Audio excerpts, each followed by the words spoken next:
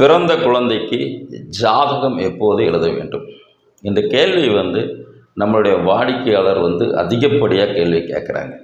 அப்போ ஒரு குழந்தை பிறந்தவுடன் அந்த குழந்தைக்கு எப்போது, எந்த வயதில், எந்த மாதத்தில் ஜாதகம் எழுத வேண்டும் அப்படின்னு சொல்லி பார்த்தோம்னா, குழந்தை பிறந்ததுலேருந்து 9வது மாதத்துக்கு மேல் 11வது மாதத்தில் ஜாதகம் எழுதணும்.